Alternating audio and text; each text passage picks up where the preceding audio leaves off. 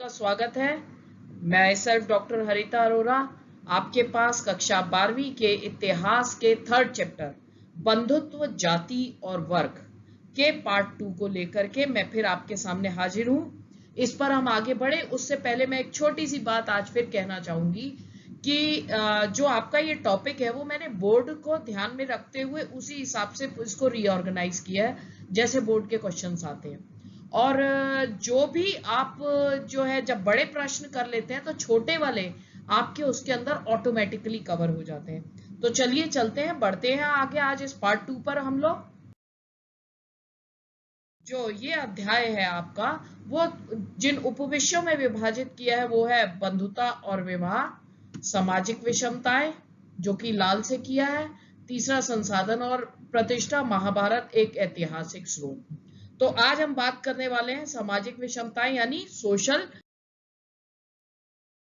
ये जो social differences है इसको सबसे पहले तो हम इसमें बात करेंगे कि इसका अर्थ क्या है। भाई सोशल डिफरेंसेस तो हमने कह दिया, लेकिन जब तक हम उसका अर्थ ना जाने तब तक आगे की बात करना बेकार है।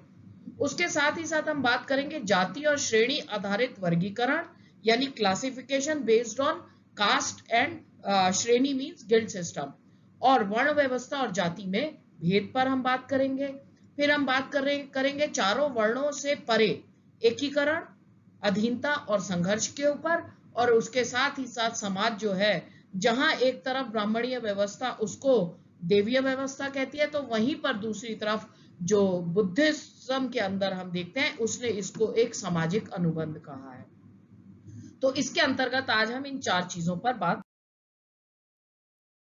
हमारी आज की चर्चा का लर्निंग आउटकम है 600 ईसा पूर्व से 600 ईस्वी के यानी 600 BC टू 600 EC के सामाजिक इतिहास के मुद्दों से स्टूडेंट्स को अवगत कराना, फैमिलियराइज कराना। अब हम बात करते हैं वर्ण व्यवस्था एक सोपानात्मक सामाजिक वर्गीकरण धर्मशास्त्रों और धर्मसूत्रों के अनुसार आदर्श जीविका यानी ऑक्यूपेशन के लिए। सबसे पहली चीज है ये सोपानात्मक का क्या अर्थ है। सोपानात्मक का सीधा सा मतलब है कि एक क्रमबद्धता के संग यानी एक सीढ़ी की तरह। अगर आप उसमें देखिए तो सबसे निचले पायदान पर शूद्र आते हैं, उसके ऊपर तीसरे नंबर पर जो है वैश्य, दूसरे नंबर पर क्षत्रिय है और पहले नंबर पर है ब्राह्मण। अब इसकी जरूरत क्या पड़ी धर्मशास्त्रों और धर्मसूत्रों के अनुसार। धर्मशास्त्र और धर्मसूत्र जैसा कि मैं इसी जो चैप्टर के पार्ट 1 का जो मेरा लेक्चर था उसमें मैंने बताया था कि जरूरत महसूस हुई थी जब तो समाज को कंडक्ट करने के लिए कि उसके सामाजिक व्यवहार कैसा होना चाहिए, आर्थिक नीतियां क्या होनी चाहिए, राजा के क्या कर्तव्य होना चाहिए, उस सबको सूत्रबद्ध किया गया था धर्मशास्त्रों और धर्मसूत्रों में ब्राह्मणों के द्वारा। तो यहां पर जो है ये आदर्श जीविका के लिए चतुर्वर्णीय व्यवस्था दी गई। चतुर मतलब 4 वर्ण हो गए, ब्राह्मण, क्षत्रिय, वैश्य और शूद्र। एक बात बता दूं आपको कि हम जो बात कर रहे हैं यहां पर हम बात कर रहे हैं 600 ईसा पूर्व से लेकर के 600 ईस्वी तक की हम बात कर रहे हैं, लेकिन वास्तव में ऋग्वेद के 10वें मंडल के अंदर ये वर्ण व्यवस्था का वर्णन आता है, लेकिन वहां पर जो है ये वर्ण व्यवस्था जन्म आधारित ना होकर के कर्म आधारित दिखाई देती है, क्योंकि उसके ऋग्वेद के 10वें मंडल में एक मंत्र है जिसमें वो कह रहा है कि मेरी माँ जो है वो चक्की चलाने का कार्य करती है यानी वैश्य का, व्यापार का, और मेरे पिता जो है वो पढ़ाने का कार्य करते हैं यानी कि ब्राह्मण का कार्य करते हैं। तो इसका मतलब है कि शुरू में ये कर्म आधारित था, जन्म आधारित नहीं था, लेकिन जब से हम जान रहे हैं धर्मशास्त्रों और धर्मसूत्रों की रचना में तो हम इस वर्ण व्यवस्था को जब वो कर जन्म आधारित हो गई हम तब से बात कर रहे हैं। अब इसके अंदर क्या था, सबसे पहले पायदान पर ब्राह्मणों का काम था पठन करना, पढ़ना, पढ़ाना, वेदों की शिक्षा देना, यज्ञ करना, करवाना, दान देना और लेना। दूसरे नंबर पर आते हैं क्षत्रिय यानी राजा वर्ग। इनका क्या कार्य था, इनका कार्य था अपने लोगों को, अपनी प्रजा को सुरक्षा देना, न्याय करना, अपने सुरक्षा के लिए दूसरे राज्यों के संग युद्ध करना, यज्ञ करवाना और दान दक्षिणा देने का कार्य था। तीसरे पायदान पर आ जाते हैं वैश्य। वैश्यों का क्या काम था? उनका काम था बिजनेस करना, खेती करना, गाय पालना, व्यापार करना। और जो चौथे पायदान पर यानी पूरे शीर्ष पर जो टॉप पर बैठे हैं वो ब्राह्मण है, और जो सबसे निचले पायदान पर है शूद्र। और शूद्रों का काम था इन तीनों ऊंचे वर्गों की सेवा करना। तो इस तरह से समाज को ऑर्गेनाइज किया गया। देखिए, ऑर्गेनाइजेशन की जरूरत तो हमेशा पड़ती है। अगर हम घर में भी देखें तो काम डिवाइडेड है, हम स्कूल में देखें तो, क्योंकि हम शिक्षा की बात करें तो हम स्कूल का एग्जाम्पल उठाते हैं। स्कूल में प्रिंसिपल है, हेड, टीचर्स हैं, सब्जेक्ट टीचर्स हैं, क्लास टीचर्स हैं, क्लासेस हैं, क्लासेस में भी सेक्शंस में डिवाइडेड है। तो उसी तरह से समाज को चलाने के लिए एक किसी व्यवस्था की जरूरत थी। तो उस व्यवस्था के तहत जो वर्ण व्यवस्था आई वो शुरू में कर्म आधारित थी, जन्म आधारित नहीं थी। लेकिन आगे चल करके वो जन्म आधारित हो गई, जिसमें टॉप पर ब्राह्मण, फिर क्षत्रिय, फिर वैश्य और फिर शूद्र थे। अब जो है, जब ये बन गई व्यवस्था, अब इस व्यवस्था में इसका पालन कैसे कराया जाए? क्योंकि देखिए, एक स्वाभाविक सी बात है कि जन्म आधारित जब हम रखेंगे और जिसको टॉप पर रखेंगे तो नीचे वाला हमेशा कहेगा भाई मैं क्यों नहीं हूं टॉप पर। ये सिंपल स्वाभाविक ह्यूमन नेचर है। तो यहां पर ब्राह्मणों ने अपने जो ये धर्मशास्त्र धर्म सूत्रों में किया दिया, उन्होंने 4 तरीके अपनाए। क्या तरीके अपनाए? सबसे पहले चीज कह दी, भाई ये वर्ण व्यवस्था इंसान की बनाई हुई नहीं है, ये डिवाइन है, भगवान की बनाई हुई है। और इस मान्यता को प्रमाणित करने के लिए ये देखिए, ब्राह्मण बहुधा ऋग्वेद के पुरुष सूक्त मंत्र को उद्धृत करते थे, जिसमें कहा गया कि आदि मानव पुरुष था, उसकी बलि का चित्रण है, जिसमें से 4 वर्ण पैदा हुए। सिर से पैदा हुए ब्राह्मण, बाहों से पैदा हुए क्षत्रिय, जंघाओं से पैदा हुए वैश्य व्यापार के लिए, और पैरों से पैदा हुए शूद्र जो सबकी सेवा के लिए। तो इससे क्या होगा? व्यक्ति आराम से मान जाएगा, भाई जन्म अगर मेरा हुआ है तो भाई ईश्वर की इच्छा थी, इसीलिए मैं इस परिवार में पैदा हुआ, मेरी इच्छा चलती तो मैं ब्राह्मण वर्ग में पैदा होता। तो इसको ईश्वर की इच्छा मान करके लोग आराम से मान जाएंगे। दूसरा तरीका क्या अपनाया? दूसरा तरीका ये अपनाया कि शासक वर्ग जो राज करते थे उनसे ये कहा कि भाई आप अपने राज्य में इस व्यवस्था के नियमों का पालन करवाइए, क्योंकि राजा के हाथ में ताकत है तो वो ये काम कर सकता है। तीसरा क्या किया कि लोगों को यह विश्वास दिलाने की कोशिश की कि उनकी जो भी प्रतिष्ठा उनके जन्म पर आधारित है, यानी आपने जो भी कर्म किए उसके आधार पर आपका जन्म हुआ, और जिस जहां जन्म हो गया तो उसी हिसाब से आपकी प्रतिष्ठा बनेगी। फिर एक और चीज थी, वो थी कि कई बार महाभारत जैसे ग्रंथों में कहानियां आती हैं, वो कहानियों से भी कहीं ना कहीं वो इस वर्ण व्यवस्था का समर्थन करती हुई प्रतीत होती हैं। जैसे हम उदाहरण के लिए लें कि एक महाभारत के आदि पर्वन में एकलव्य की कहानी आई है। एकलव्य को, क्योंकि वो जंगल में रहने वाला निषाद जाति का था, तो वो चाहता था तीरंदाजी सीखना, गुरु द्रोण के पास आया भी सीखने के लिए, लेकिन द्रोण ने उसको मना कर दिया, क्योंकि तुम जंगल की निषाद जाति के हो, इसलिए जो है और नियम कानून के अनुसार केवल क्षत्रिय को ही वो शिक्षा दे सकते थे। तो इस तरह से हम देखते हैं कि जो कहानियां हैं महाभारत के अंदर दी हुई, वो भी कहीं ना कहीं इस वर्ण व्यवस्था का समर्थन करती हुई दिखाई देती हैं। तो चलिए, जब हम पहले बात करें, मैंने अभी जैसे एकलव्य की निषाद की बात कही आपसे, तो अब आप कहेंगे भाई ये क्या है निषाद? तो देखिए, उससे पहले जरा हम जान लें कि ये सामाजिक विषमता के अंदर ये वर्ण व्यवस्था क्या थी और ये जाति और श्रेणी क्या है। देखिए, वर्ण व्यवस्था 4, ब्राह्मण, क्षत्रिय, वैश्य, शूद्र, ये थी जन्माधारित थी, और दूसरी तरफ, और ये संख्या में 4 थी।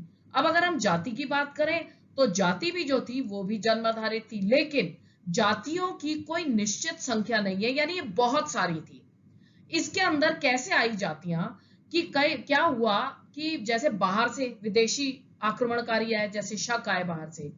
अब जब शक बाहर से आए तो भाई समझ में नहीं आया धर्मशास्त्र धर्म सूत्रों की रचना करने वालों को कि इनको हम चतुर्वर्ण में, 4 वर्णों में, हम इसमें किस में डालें, क्योंकि ये बाहर से आए हुए लोग हैं। तो उन्होंने क्या किया, अन्य देश यानी दूसरे देश से आए हुए राजा थे, तो जीत के आए थे, जाहिर सी बात है जीतने में, युद्ध में क्रूरता होती है, तो उन्हें बर्बर कह दिया गया, यानी क्रूर कह दिया गया, अन्य देशीय यानी फॉरनर कह दिया गया, और मलेच्छ कह करके उनको इस सिस्टम के अंदर लेने की कोशिश की कि मलेच्छ यानी फॉलन क्षत्रिय, जिनको थोड़ा नीची दृष्टि से देखा जाता है। इसी के साथ साथ जब समाज प्रोग्रेस कर रहा है तो समाज की प्रोग्रेस के साथ साथ बहुत सारे नए व्यवसाय भी जुड़ते जाते हैं। अगर आप आज ही से देख लो ना, आज ही कई सारे इंफॉर्मेशन टेक्नोलॉजी के आने से, नई टेक्नोलॉजी के आने से नए नए जॉब्स क्रिएट हो रहे हैं जिनके बारे में हमने पहले कभी सुना भी नहीं था। तो उसी तरह से उस समय में भी जैसे जैसे समाज विकसित होता जा रहा था तो नए नए व्यवसाय उत्पन्न हो रहे थे, जैसे सुनार का काम करने वाले सुवर्णकार, या श्रेणियां हो गई, या लोहे का काम करने वाले लोहार, शिल्पकार, ये सारे आए। उसी तरह से कुछ ऐसे वर्ग थे जो ब्राह्मणीय पद्धति को नहीं फॉलो करते थे, जंगल में रहते थे, तो उन लोगों को इन्होंने असभ्य कह करके अपने उसमें जोड़ने की कोशिश की। इनमें जंगल के निषाद भी आ जाते हैं जो जंगल में रहा करते थे। तो धीरे धीरे हम देखते हैं कि जो जाति है, जातियों की संख्या बढ़ती जाती है जैसे जैसे व्यवसाय बढ़ते जा रहे हैं। लेकिन एक बात यहाँ पर देखिए, ये वो लोग थे जिन्हें चतुर्वर्ण व्यवस्था में समाहित करना संभव नहीं था, यानी 4 वर्णों में जिन लोगों को नहीं मिलाया जा सकता था उनको जातियों में डाल दिया गया। तो अब श्रेणी क्या थी? श्रेणी थी जो एक ही सा काम करने वाले लोग अपनी यूनियन बना लेते हैं। यहाँ पर श्रेणी को वैसे तो इंग्लिश में गिल्ड कहा जाता है। अगर आप आज के संघ देखें तो आप कह सकते हैं जैसे व्यापारी संघ है, व्यापारियों ने अपनी यूनियन बनाई हुई है, उसी तरह से श्रेणी जो थी, गिल्ड्स थी, वो एक सा व्यापार करने वाले लोगों की यूनियन की तरह थी। तो इस तरह से हम देखते हैं कि एक तरफ वर्ण व्यवस्था की संख्या 4 है तो जातियां की कोई निश्चित संख्या नहीं थी। और जिन लोगों को ब्राह्मणीय पद्धति में यानी संस्कृत साहित्य के अंदर ऐसे लोग जो इनको वो लोग विचित्र मानते थे, अजीब सा, असभ्य यानी अनसिविलाइज्ड, जानवरों जैसा, क्यों? क्योंकि वो संस्कृतीय परिपाटी से अलग थे।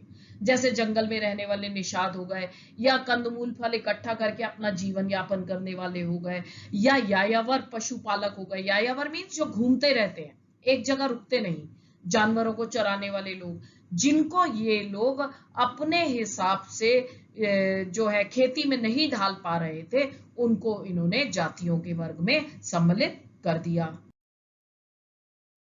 अब जैसा कि मैंने आपको अभी कहा था, जो जातियां एक ही जीविका से जुड़ी हुई, उन्होंने अपनी जो है अपने संघ बना लिए, गिल्ड्स हो गए, श्रेणियों में संगठित कर लिया।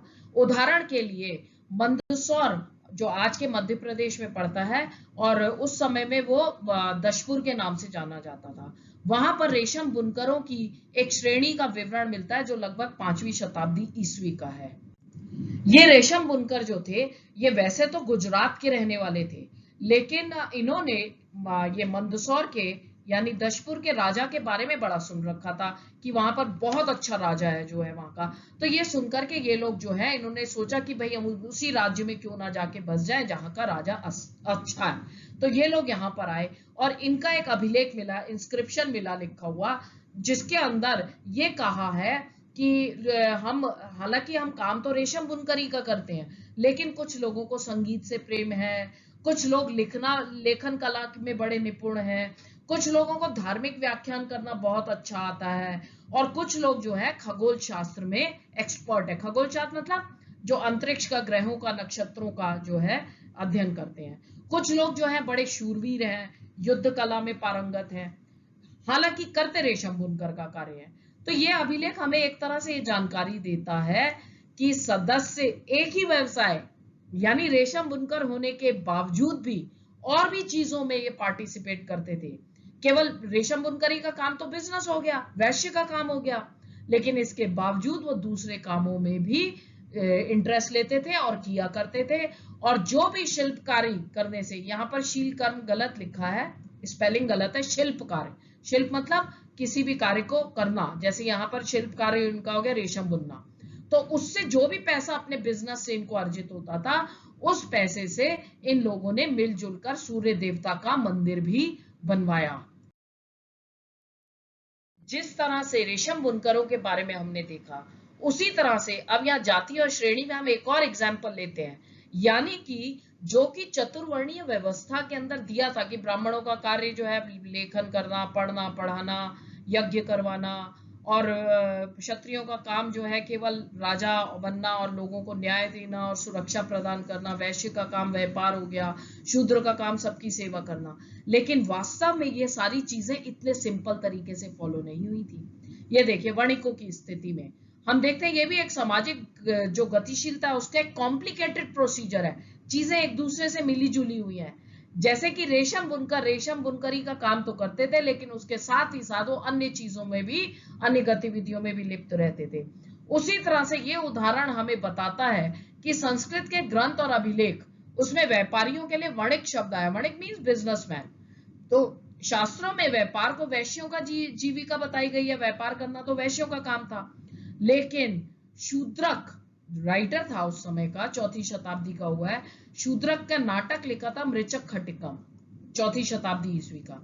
उसका नायक है चारुदत्त, एक्टर जो है उसका मेन कैरेक्टर चारुदत्त, वो ब्राह्मण है, लेकिन ब्राह्मण होते हुए भी वो वणिक है, यानी बिजनेसमैन है, इसीलिए उसके लिए यूज किया गया ब्राह्मण वणिक। इसका मतलब है कि जो धर्मशास्त्र धर्म सूत्रों ने जीविका बताई थी वो उतना आसान नहीं था कि समाज में वैसे फॉलो होता हो। ये जो है समाज के अंदर सामाजिक गतिशीलता यानी चीजों का आपस में मिक्सिंग होना, ये अपने आप में एक जटिल प्रोसीजर था, एक जटिल प्रक्रिया थी। तो इसी के अंतर्गत अब हम बात करेंगे ये जो जटिल प्रोसीजर था, यानी complicated procedure of mixing in society, उसके अंदर 3 शब्द आते हैं मुख्य। एकीकरण यानी यूनिफिकेशन, दूसरा अधीनता सब्जुगेशन, और तीसरा है संघर्ष कॉन्फ्लिक्ट।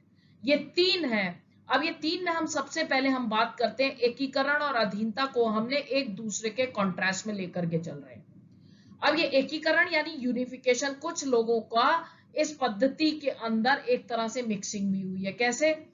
सबसे पहले हम देखते हैं कौन लोग थे। ये वो लोग थे जो वर्ण व्यवस्था का भाग नहीं थे, वो थे जिन पर ब्राह्मणीय विचारों का कोई प्रभाव नहीं था। जंगल में रहने वाले हो सकते हैं, या जो संस्कृतीय परिपाटी से अलग लोग थे, जिनको संस्कृतीय परिपाटी में ब्राह्मणीय ग्रंथों ने विचित्र यानी अजीब से, असभ्य यानी अनसिविलाइज्ड और जानवरों जैसा चित्रित किया। इसके अंदर उदाहरण दिए गए शिकार और कंदमूल फल इकट्ठा करके निर्वाह करने वाले निषाद जाति का, जिसका अभी मैंने आपको एग्जाम्पल भी दिया एकलव्य का, क्योंकि एकलव्य ने कहा भाई मुझे धनुर्विद्या सिखाओ, द्रोण ने मना कर दिया। एकलव्य जंगल में गया, जंगल में जाकर के उसने द्रोण की प्रतिमा बनाई और खुद ही प्रैक्टिस करने लगा। यानी कि द्रोण ने इसलिए मना किया क्योंकि वो क्षत्रिय कुल का नहीं था। और यायावर पशुपालक समुदाय भी इसी में आता है। यायावर यानी घूमने फिरने वाले, और इनको ये उन लोगों को इन्होंने ब्राह्मणीय पद्धति के अंदर कैसे ढाला, जिनको ये अपने हिसाब से खेती करने में या कृषि कर्मी के सांचे में नहीं डाल पाए, तो उनको इन्होंने क्या किया, मलेच्छ कह के, नीचा, मलेच्छ यानी नीचा, हे दृष्टि से देखना। और इनके बीच लेकिन विचारों और मतों का आदान प्रदान तो होता था, क्योंकि जो गांव में रहने वाला है और जंगल का कंदमूल फल इकट्ठा करने वाला है, वो कहीं ना कहीं मिलेंगे और आपस में उनकी बातचीत भी होगी। यहीं पर उदाहरण आ जाता है भीम और हिडिंबा का विवाह। भीम और हिडिंबा के विवाह के बारे में बताया गया है आपकी ही किताब के पेज नंबर 65 में, ये स्रोत दिया गया है महाभारत से, जिसमें कहा है कि पांडव जब जंगल में जाते हैं, घने जंगल में सो रहे हैं, एक एक भाई जाग करके पहरा देता था, क्योंकि जंगल में जंगली जानवर भी अटैक कर सकता है। भीम जागा हुआ था और भीम जो है बाहर सुरक्षा कर रहा था, बाकी भाई सो रहे थे। तो जंगल में रहने वाले नरभक्षी राक्षस, नरभक्षी यानी जो इंसानों को खाता है, उसको मनुष्य की गंध आई। तो उसने अपनी बहन हिडिंबा से कहा जाओ जाकर के देख, मनुष्यों की गंध आ रही है, इनको मार के खाना है। हिडिंबा वहां आती है। हिडिंबा जो है जब उसने भीम को देखा, उसे भीम बड़ा अच्छा लग जाता है और वो भीम से विवाह का प्रस्ताव रखती है। तो इतने में क्या होता है कि हिडिंबा का भाई वहां पर आ जाता है और उसने भीम को ललकारा लड़ने के लिए, मल्लयुद्ध यानी कुश्ती, आज हम कुश्ती के नाम से जाते हैं।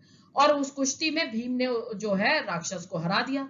शोरगुल हुआ, सारे भाई बहन उठ गए, सारे भाई उठ गए और बाहर आए। तो कुंती भी थी, माँ कुंती भी थी साथ में। तो हिडिंबा ने कहा कि भाई मैं जो हूँ भीम से विवाह करना चाहती हूँ, आपकी समर्पित दासी बन के आपके साथ रहूंगी, मुझे आप अपने साथ ले चलें। तो ये कौन थे जिसको राक्षस कहा गया है? ये वो थे जो जंगलों में रहने वाले लोग हुआ करते होंगे, और जो ब्राह्मणीय पद्धति के जो उनके रीति रिवाज हैं उसमें ये लोग फिक्स नहीं होते होंगे। हालांकि कुंती ने अनुमति दे दी कि आप दिन भर जो है हिडिंबा और भीम साथ में रहे, लेकिन रात को भीम वापस आ जाएगा। और आगे चल करके हिडिंबा ने घटोत्कच नाम के भीम के पुत्र को जन्म भी दिया, जिसने महाभारत में आकर के अपने पिता के लिए युद्ध भी लड़ा। तो ये किस चीज का एग्जाम्पल है? ये एग्जाम्पल है उस यूनिफिकेशन का, उस एकीकरण का। यानी जो ब्राह्मणीय पद्धति को मानने वाले लोग और अब्राह्मणीय पद्धति, जिनको की ब्राह्मणीय पद्धति में बर्बर, जंगली, असभ्य कहा गया, उनके बीच के एक संवाद, एक आपसी उसका लेन देन की क्रिया, यानी कि ये तो हो गया यूनिफिकेशन। दूसरी बात उठती है अधीनता की। जिनको ये अपने साथ मिक्स नहीं कर पाए, कुछ को इन्होंने अपने अधीन कर लिया। अधीन कैसे कर लिया? अधीनता का एक बड़ा उदाहरण हमारे सामने आता है वर्ण व्यवस्था की, जो सामाजिक प्रणाली थी उससे बाहर मान करके उनको अछूत मान लिया गया। इसके अंदर सबसे बड़ा उदाहरण आता है चांडालों का। अब इससे जो है, जब इन्हें अछूत यानी पॉल्यूटेड, अस्पृश्य, जो छूने लायक नहीं माना, तो उससे एक समाज के अंदर खाई बढ़ती है, एक दूसरे से डिफरेंसेस बढ़ते हैं। तो और उनको अछूत मान करके उन्हें जो अनुष्ठान वगैरह है, यानी जो पूजा पाठ से संबंधित कार्य हैं, जिनको पवित्र माना जाता है, उससे इन लोगों को दूर रखा गया। और जो कोई भी इन पुनीत कार्यों में जुड़े हुए हैं, यानी इस धर्म पाठ पूजा वगैरह के कार्य से, उन्होंने इन अस्पृश्य मानने वाले लोगों के हाथों से भोजन वो स्वीकार नहीं करते थे। यह उदाहरण चांडालों का आता है। इनको बहुत दूषित माना गया। इनके बारे में जितने भी बाहर से यात्री आए हैं उन्होंने भी लिखा है, इनकी जो जीवन जीने की जो इनका स्टाइल था वो बहुत ही जो है एक तरह से अमानवीय था। और इन लोगों को क्या क्या कार्य दिए जाते थे? जो डेड बॉडीज हैं उनको अंत्येष्टि इनको करनी, दाह संस्कार, मरे हुए जानवरों को ये छुएंगे और कोई हाथ नहीं लगाएगा, तो इन लोगों को चांडाल कहा गया। अब मनुस्मृति, जो कि धर्मशास्त्र और धर्म सूत्रों में सबसे फेमस ग्रंथ है मनुस्मृति। मनुस्मृति के अंदर इन चंडालों के कुछ कर्तव्य भी बताए गए हैं, जो कई बार बोर्ड की परीक्षा में आते भी हैं। क्या है वो कर्तव्य? कि ये लोग गांव के अंदर नहीं रह सकते थे, गांव के बाहर रहेंगे। और जो है नए बर्तन नहीं, बल्कि जो लोगों के टूटे फूटे फेंके हुए बर्तन है, केवल उन्हीं को ये लोग इस्तेमाल करेंगे। मरे हुए लोगों के कपड़े और लोहे के आभूषण पहनेंगे, और कोई आभूषण ये लोग धारण नहीं कर सकते थे। इसके अलावा रात में ये लोग गांव और शहरों में नहीं आ सकते थे। इनका आना, रात के समय में आना निषेध था, यानी मना था किसी भी हाल में। उसके अलावा जिन डेड बॉडीज को मानने वाला कोई नहीं है, भाई उसके नाते रिश्तेदारों का पता नहीं, उन लवारिस लाशों की अंत्येष्टि यानी उनका दाह संस्कार करना इनका कार्य हुआ करता था। और जो है बधिक के रूप में ये लोग कार्य करते थे, यानी जिसको फांसी की सजा दी जाती है, तो सजा के तौर पर जब उसको गर्दन काटी जाती है, बधिक यानी हत्या करने का कार्य, जल्लाद का काम, आज की भाषा में जल्लाद का काम इन लोगों से करवाया जाता था। अब आप यहां पर देखिए, ये 5वीं शताब्दी ईस्वी में चीन से बौद्ध भिक्षु आया था। ये चाइना रहा, चाइना से आया था फाहियान, ये फाहियान है। इसने देखा और इसने देखा कि भाई यहाँ पर अस्पृश्य यानी जिनको अछूत माना जाता है, जिनके देखने भर से हिंदुस्तान में लोग मानते थे कि उनकी आंखें जो है गंदी हो जाती हैं, उनको देखना भी नहीं चाहते थे।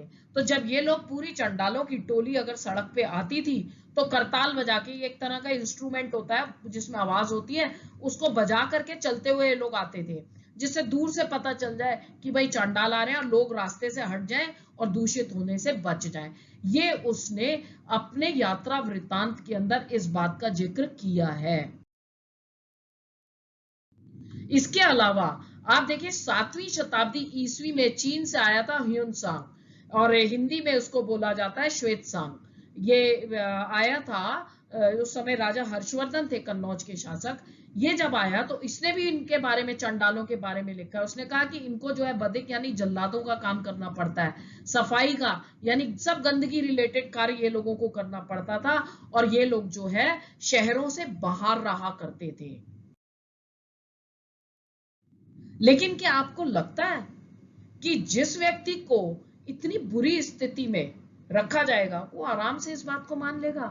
कोई कॉन्फ्लिक्ट नहीं करेगा, कोई संघर्ष नहीं करेगा, कोई विरोध नहीं करेगा, नो प्रोटेस्ट? ऐसा कैसे हो सकता है? तो एकीकरण यानी जहां यूनिफिकेशन हमें देखने को मिलता है, जहां हमें सब्जुगेशन यानी अधीनता के चंडालों का एग्जाम्पल है वो देखने को मिलता है, वहीं कई बार उनके संघर्ष का भी चित्रण आता है।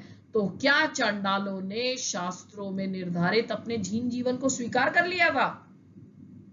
तो इतिहासकारों के हिसाब से ब्राह्मणीय ग्रंथ यानी जो धर्मशास्त्र धर्म सूत्र जिन लोगों ने लिखे उनके ग्रंथों के हिसाब से, और अब्राह्मणीय यानी जो ब्राह्मणों ने नहीं लिखे, जिसके अंदर बौद्ध ग्रंथ आते हैं, जैन ग्रंथ आते हैं, उनके अंदर चंडालों के चित्रण में कभी कभी तो एक सी समानता मिलती है, लेकिन कभी कभी चंडालों का इस व्यवस्था के उनके प्रति इस तरह के दुर्व्यवहार के प्रतिरोध भी दिखाई देता है।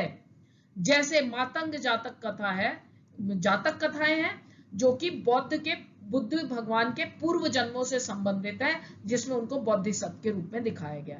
तो ये बुद्धिज्म के अंदर ये कहानी आती है मातंग जातक कथा, जिसमें बोधिसत्व को एक चंडाल के रूप में दिखाया गया है। कौन चंडाल? ये जो है ये बुद्ध का पूर्व जन्म में कहते हैं कि बनारस के पास उन्होंने एक चंडाल के परिवार में जन्म लिया। वो भी आप देखिए बनारस का नाम लिया, बनारस जो कि ब्राह्मणों के हिसाब से सबसे पवित्र जगह है, धार्मिक स्थल है। तो मातंग ने वहां पर जन्म लिया और जो है एक दिन किसी काम से वो शहर की तरफ गया। शहर गया तो वहां पर उसकी मुलाकात होती है एक वैश्य का, क्या नहीं, व्यापारी की बेटी का नाम था दिथमांगलिक। जैसे ही दिथ ने देखा कि भाई मेरे सामने चंडाल आ गया, तो वो जोर से चिल्लाई, अरे मैंने कुछ गंदा कुछ गलत देख लिया, और अपनी आंखें धोने लगी। और उसके जो नौकर थे उन्होंने गुस्से में आकर के मातंग की पिटाई कर दी कि भाई तुम रास्ते में क्यों आ गए। अब विरोध में गुस्साया मातंग को कि भाई मेरे को कैसे मारा, तो मातंग गुस्से में व्यापारी के दरवाजे के बाहर लेट गया। यहां पर हम देखते हैं संघर्ष, क्योंकि अगर उसने अपने आप को नियति मान ली होती कि भाई मैं तो चंडाल हूं, मेरे साथ तो ऐसा ही व्यवहार होना है, तो चुपचाप चला गया होता। लेकिन यहाँ मातंग ने अपने साथ इस व्यवहार का विरोध करता है और वह विरोध स्वरूप व्यापारी के दरवाजे के बाहर लेट जाता है। 7 दिनों तक लेटा रहा। 7वें दिन लोग तंग आकर के बाहर आए, ले भाई हमारी इस बेटी को तू ले जा अपने साथ। तो वो दिथमांगलिक को ले आता है और उससे विवाह करता है, चंडालों की बस्ती में उसको ले आया। चंडाल है, शादी करके उसको चंडालों की बस्ती में ले आया। अब यहाँ पर देखिए एक और विरोध आता है। जो विवाह पद्धति दी है ब्राह्मणीय ग्रंथों के अनुसार, उसमें यहाँ पर एक वैश्य की पुत्री का विवाह हो रहा है एक चंडाल के संग, जो कि ब्राह्मणीय ग्रंथों के हिसाब से तो आदर्श विवाह में नहीं आता, लेकिन फिर भी चित्रण उसका दिखाया जाता है। तो वो लेकर के आता है उसे, उसके बाद वो कहता है मैं सन्यासी बनूंगा और संसार को त्याग देता है और जाता है, तपस्या करता है। अब आप देखिए चंडाल का तपस्या करना एक बार फिर ब्राह्मणीय पद्धति के विरोध में उससे संघर्ष हमें दिखाई देता है। तपस्या करता है, अलौकिक शक्ति हासिल करता है और वापस आता है। उधर दिथमांगलिक ने उन दोनों के पुत्र को जन्म दिया होता है। पुत्र का नाम होता है मांडव्य कुमार। अब ये मांडव्य कुमार जो है एक वैश्य और चंडाल का बेटा है, लेकिन वो 3 वेदों का अध्ययन करता है। एक बार फिर हमें दिखाई देता है संघर्ष का चित्रण ब्राह्मणीय ग्रंथों से, क्योंकि एक वैश्य और चंडाल के पुत्र को तो वेदों का अध्ययन करने का अधिकार नहीं है, वो तो केवल ब्राह्मण का पुत्र कर सकता है। लेकिन ये वेदों मांडव्य कुमार 3 वेदों का ज्ञाता बनता है। वेदों का ही ज्ञाता नहीं बनता, रोज 16,000 ब्राह्मणों को भोजन भी करवाता है। एक बार फिर संघर्ष का चित्रण इसमें आता है और ब्राह्मण उससे भोजन भी ग्रहण कर रहे हैं। एक दिन क्या होता है कि ये जो है मातंग फटे हुए कपड़े पहने हुए, मिट्टी का भिक्षा पात्र हाथ में, अपने ही पुत्र के दरवाजे पर भिक्षा मांगने खड़ा हो जाता है। उसका बेटा अपने पिता को तो देखा नहीं होता है, वो जानता नहीं, वो सोचता पता नहीं कौन ये आदमी आ गया, गरीब सा फटे हाल। वो अपने लोगों से कहता है अरे ये तो कोई ऐसा ही भिखारी सा दिखाई देता है, इसको भगाओ यहाँ से, ये इसको थोड़ी मैं भिक्षा दूंगा, भिक्षा तो ब्राह्मणों के लिए है। तो मातंग सुन लेता है इस बात को। मातंग कहता है जिन्हें अपने जन्म पर गर्व है वो अज्ञानी है, वो भेंट के पात्र नहीं है। इसके विपरीत जो लोग दोष मुक्त है वो भेंट के योग्य है। एक बार फिर हम देखते हैं कि वर्ण व्यवस्था का यहाँ विरोध हमें दिखाई देता है कि जन्म के आधार पर नहीं, कर्म के आधार पर किसी भी व्यक्ति का सम्मान होना चाहिए। तभी यहाँ पर उसने कहा जिन्हें अपने जन्म पर गर्व है वो अज्ञानी है, यानी जो केवल अच्छे कर्म कर रहा है वही सम्मान के योग्य है। अब उसकी जब ये बात सुनता है मांडव्य, उसका अपना बेटा गुस्सा हो जाता है और अपने सेवकों से कहता है निकालो इसे बाहर। मांडव्य जो है, कहानी कहती है मांडव्य जो है आकाश में जाकर अदृश्य हो गए। इतने में दित मांगलिक को पता चला कि अरे ये इसने क्या किया मेरे बेटे ने। वो आती है, अपने बेटे को समझाती है और कहती है वो तुम्हारे पिता थे। तो वो उससे माफी मांगने के लिए जाता है। और तो मातंग कहता है कि एक काम करो कि मेरे भिक्षा पात्र में जो भी बचा हुआ भोजन का अंश है मांडव्य और ब्राह्मणों को दे दिया जाए। यानी जिस बात को ब्राह्मणीय ग्रंथ कहते हैं कि जो दूषित कर्म करते हैं उनके यहाँ खाना नहीं खाना, और यहाँ पर जो है वो कह रहा है मातंग कि मेरे बचे हुए भिक्षा पात्र में बचे हुए भोजन का अंश मांडव्य और ब्राह्मणों को दे दिया जाए। तो इस पूरे चित्रण में बुद्धिज्म के अंदर आए इस पूरे चित्रण, इस पूरी जातक कथा में हमें किस चीज का दिखाई दे रहा है? जो ब्राह्मणीय नियम कानून थे उसको अस्वीकार का भाव, उसको एक्सेप्ट ना करने का भाव, संघर्ष का चित्रण यहां हमें परिलक्षित दिखाई दे रहा है। अभी देखिए जो 4 वर्ण है उन चारों वर्णों से परे एकीकरण में हमने बात की थी निषादों की, हमने बात की यायावर पशुपालकों की। अगर इन चारों वर्णों से परे एकीकरण जो एक जटिल प्रक्रिया है जिसमें हमने एक ब्राह्मण बिजनेसमैन की भी बात की, चारुदत्त की। यहाँ देखिए धर्म शास्त्र और धर्म सूत्रों में जो कुछ भी दिया था हमेशा उसका पालन आदर्श रूप में वैसा नहीं होता था, क्योंकि उनके हिसाब से तो केवल क्षत्रिय राजा हो सकते थे। लेकिन हम देखते हैं कि कई महत्वपूर्ण राजवंश हुए हैं। जैसे यहाँ पर आप देखिए ये रहा बिहार, आज का बिहार के यहाँ जो आपका पटना है जहां पर मगध साम्राज्य माना जाता है, जहां मौर्यों ने शासन किया। ये मौर्य वंश को ब्राह्मणीय ग्रंथ निम्न कुल का कहते हैं, जंगल की जाति थी। लेकिन जैसे ही उनके पास संसाधन आए, रिसोर्सेज आए, शक्ति आई, राजा बन गए। और इन्हीं मौर्यों के बाद कण्वों ने राज किया, शुंग ने राज किया। वो ब्राह्मण थे, ब्राह्मण कैसे राज कर लेगा, लेकिन ब्राह्मणों ने राज किया। इसका मतलब है कि धर्मशास्त्र और धर्म सूत्रों में जो दिया जाता था उसका हमेशा पालन नहीं होता था। तो राजत्व जो है यानी राज करने का, राज तत्व, राजा शासन करने का क्षत्रिय कुल में जन्म लेने पर शायद ही निर्भर करता था। क्योंकि जो शक शासक है, ये जो है आप कॉइन देख रहे हैं, शक शासक रुद्रदमन है। ये शक शासक जो आए थे ये मध्य एशिया से भारत आए। ये इनको तो ब्राह्मणों ने कह दिया है तो अन्य देशी है यानी फॉरनर्स है, बर्बर है, क्रूर है, क्रूअल है, मलेच यानी फॉलन क्षत्रियाज है। लेकिन इन्होंने राज भी किया, और राज ही नहीं किया बल्कि शक शासक रुद्रदमन ने सुदर्शन झील को ठीक भी करवाया। आपको सेकंड चैप्टर के समय में बताया था। और संस्कृतीय परिपाटी से वो बहुत अच्छी तरह से परिचित था। इसके अलावा आप सातवाहन शासकों की बात करें, ये इस क्षेत्र पर सातवाहनों ने राज किया। ये रहा सातवाहन शासक। ये सातवाहन शासक गौतमी पुत्र श्री सातकर्णी, उसने खुद को ब्राह्मण बताया। अब धर्मशास्त्र और धर्म सूत्रों के अनुसार ब्राह्मण क्यों शासन कर रहा है, लेकिन ब्राह्मण बताया। ब्राह्मण बताने के साथ साथ वो ये भी अपना संघर्ष भी बताता है कि मैं तो क्षत्रियों के ईगो का हनन करने वाला हूं। दर्प यानी ईगो, उसका हनन करने वाला हूं। फिर एक बार संघर्ष दिखाई देता है और कहता है कि ब्राह्मणीय परिपाटी का मैं पालन करता हूं, चारों वर्णों के बीच में विवाह को रोकता हूं, क्योंकि ब्राह्मणीय ग्रंथ कहते हैं। लेकिन खुद ही वो इसका उल्लंघन करता भी दिखाई देता है, क्योंकि रुद्रदमन के परिवार से उसने वैवाहिक संबंध स्थापित किए। तो इसका मतलब है कि ये जो सोशल प्रक्रिया है, गतिशीलता, डायनामिज्म, वो ब्राह्मणीय धर्म ग्रंथों में जो कुछ भी दिया है उससे परे एक कॉम्प्लिकेटेड प्रोसीजर। अब देखिए चारों वर्णों में जो ये है सातवाहन शासक खुद को ब्राह्मण वर्ण का भी बताते हैं। ये रहे सातवाहन शासक। और जो है ब्राह्मणीय शास्त्र के अनुसार जैसा मैंने कहा राजा को क्षत्रिय होना चाहिए। एक और बात है, ब्राह्मणीय व्यवस्था कहती है कि अंतर विवाह प्रणाली नहीं होनी चाहिए। अंतर विवाह मतलब एक ही गोत्र के अंदर विवाह को उन्होंने एनकरेज नहीं किया। उन्होंने ब्राह्मणीय व्यवस्था ने एनकरेज किया है बहिर्विवाह यानी अपने गोत्र से बाहर के विवाह को। लेकिन सातवाहन शासक अंतर विवाह प्रणाली का भी पालन करते हैं। एक तरफ चारों वर्णों की मर्यादा को भी बनाए रखने की बात करते हैं, तो दूसरी तरफ ऐसे लोगों से विवाह संबंध बनाते हैं जो कि ब्राह्मण व्यवस्था से बाहर। चलिए अभी तक हमने बात की है एक जटिल एकीकरण, और सब्जुगेशन, अधीनता और संघर्ष की हमने बात की, जो कि एक जटिल प्रक्रिया थी। अब हम बात करते हैं कि बौद्ध धर्म ने जो कहा है उसमें इसको देवीय व्यवस्था नहीं कहा है। जैसा कि ब्राह्मणीय ग्रंथों में पूरी जो समाज की व्यवस्था थी उसको उन्होंने एक डिवाइन सिस्टम कह करके उसको लोगों को एक्सेप्टेंस लाने की कोशिश की, जैसा हम यहाँ पर देखते हैं। लेकिन बौद्ध धर्म ने इस पूरी थ्योरी को एक सोशल कॉन्ट्रैक्ट सिस्टम बताया है।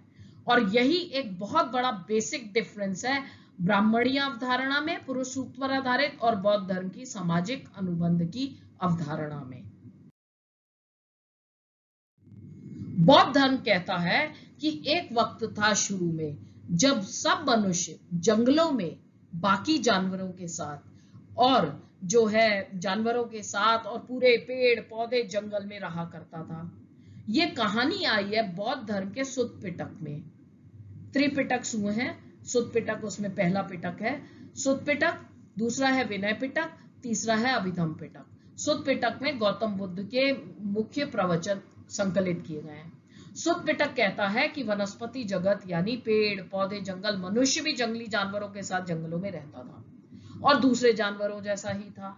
जैसे दूसरे जानवर शांति से रहते और जितना उन्हें जरूरत है, जब भूख लगी उसी समय भोजन ले लिया और प्रकृति से उतना ही लिया जितनी जरूरत है। आज भी अगर आप देखो, अगर शेर भूखा नहीं है और आप उसके सामने से चले जाएं तो शेर आपको खाएगा नहीं। लेकिन धीरे धीरे जैसे मनुष्य के पास तो दिमाग था, वो प्रोग्रेस करने लगा, जंगल से धीरे धीरे उसने खेती करना सीखा, फिर उसने अपनी बस्तियां बसाई तो धीरे धीरे मनुष्य क्या हुआ, चालाक होता गया, चालाकी के साथ साथ लालची होता गया और दूसरे जानवरों को भी मार करके खाने वाला हो गया, कनिंग हो गया। जानवरों से ही नहीं बल्कि आपस में भी एक दूसरे के हक को छीना झपटी करके खुद लेने लगा। तो जो बलशाली होता था वो जीत जाता था। ऐसे में जरूरत महसूस की गई कि किसी ऐसे व्यक्ति को चुना जाए जिसे महासम्मत, महा यानी हम सब की, सम्मत यानी हम सबकी सहमति से, हम सबकी इच्छा से, हम सबकी परमिशन से, महासम्मत यानी राजा। कौन होगा वो? ऐसा व्यक्ति होगा जो हम सबको न्याय देगा, हमारे आपस के लड़ाई झगड़े निपटाएगा, जिसको सजा दी जानी चाहिए उसी को सजा देगा, और इस व्यक्ति को हम राजा करेंगे और राजा कह करके जो कुछ भी जो वो हम लोगों के लिए काम करेगा उसके बदले में उसको चावल का कुछ अंश हम कर रूप में उसकी सेवा के बदले में दे देंगे। जो सेवा के बदले में चावल का अंश था वो धीरे धीरे आगे जाकर के टैक्स का सिस्टम बन गया। यानी कि मनुष्य ने खुद एक प्रणाली बनाई है और इस प्रणाली में आगे भविष्य में परिवर्तन जरूरत के हिसाब से मनुष्य खुद ला सकता है। तो ये बेसिक डिफरेंस था, जहां ब्राह्मणीय ग्रंथ इस पूरे सामाजिक व्यवस्था को एक डिवाइन सिस्टम, एक देवीय व्यवस्था बताते हैं, वहीं बुद्धिज्म के अंदर इसको एक जो है सामाजिक अनुबंध कहा गया जो मनुष्यों ने खुद क्रिएट किया है। अगर आज की हम देखें पॉलिटिकल साइंस के अंदर एक विचारक का नाम आता है रूसो का, ये रहे रूसो। इन्होंने अपनी सोशल कॉन्ट्रैक्ट थ्योरी दी है जिसमें इन्होंने कहा है कि मनुष्य का जन्म स्वतंत्र हुआ है लेकिन हर जगह वो बेड़ियों से जकड़ा हुआ है। तो इसके अंदर जो है बौद्ध धर्म की सामाजिक अनुबंध की अवधारणा से काफी कुछ जो है मिलता जुलता सा इसमें हमें आज के आधुनिक समय में भी दिखाई देता है। यानी हिस्ट्री जो है वो बहुत रेलेवेंट है, अगर आप खोजें तो आपके आसपास उससे मिली जुली बहुत सारी चीजें आपको देखने के लिए मिल जाती।